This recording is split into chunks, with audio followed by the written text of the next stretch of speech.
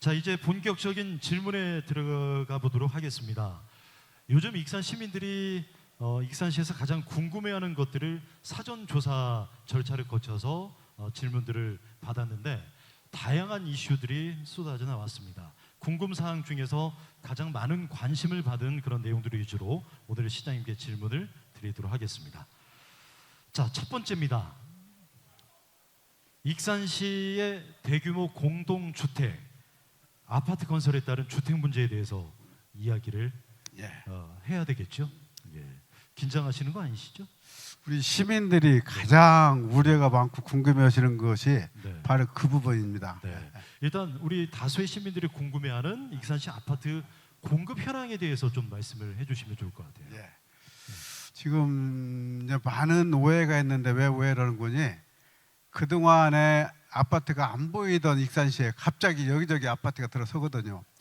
그러니까 시민들이 볼 때 익산에 아파트 천국을 만드는 것이 아닌가, 왜 이렇게 아파트를 많이 짓냐 그러는데, 첫 번째는 이게 많이 짓는 것이 아니고 아파트 그 건설 경기는 10년 주기로 이렇게 좀 사이클에 돌아가잖아요.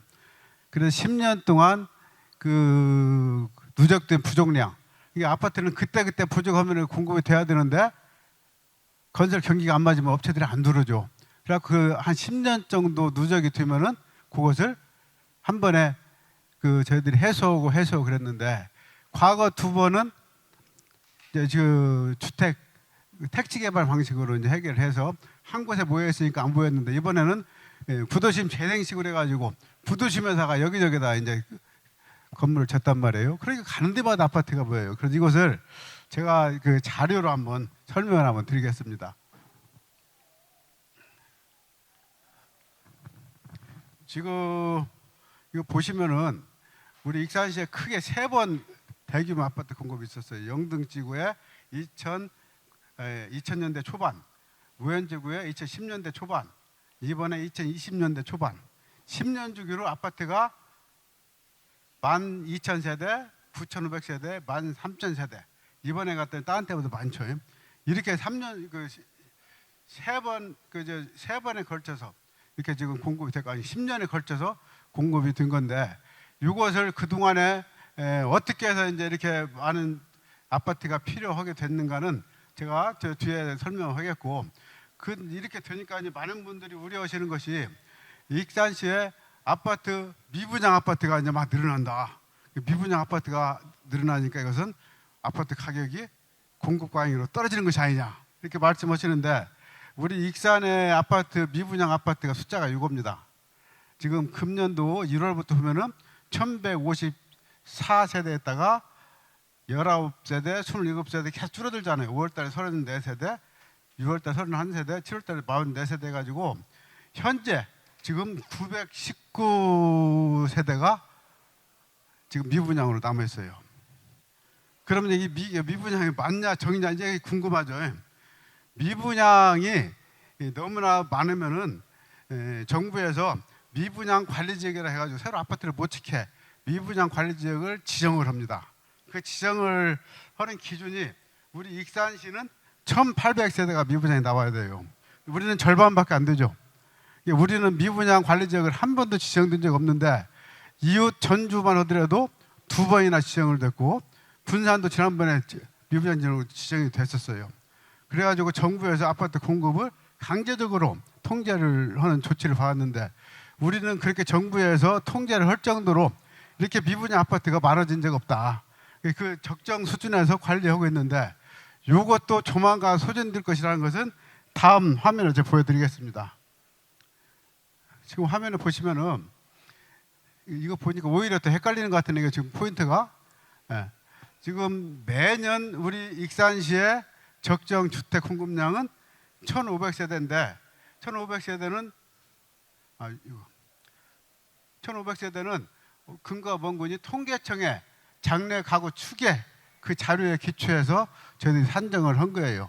익산시는 1,500세대가 부족한데, 이것이 매년 아파트 공급이 지금 보면은 봐요. 16년도에 64세대밖에 안 됐고, 17년도에 41세대밖에 안 됐고, 1,500세대가 공급이 돼야 되는데 그 다음에 226세대 계속 아파트 공급이 안 되잖아요. 이게 이것이 누적돼가지고 과부족이 우리 익산시에 최고로 많이 갔을 때가 작년도 그러니까 7,200세대까지 부족량이 이렇게 발생을 했어요.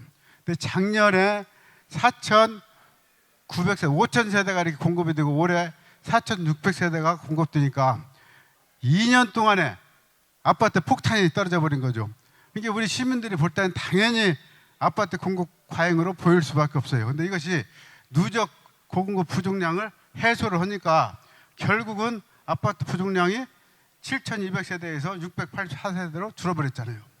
지금 아까 얘기했듯이 무현지구나 영등지구도 과거에 아파트 공급이 안 돼가지고 그것이 이제 부족량이 누적된 것을 한 번에 해소하고 10년 만에 또 한 번에 해소하고 계속 그래왔단 말이에요. 이번도 한 번에 해소를 하니까 지금 현재 부족한 것은 684세대 됐다.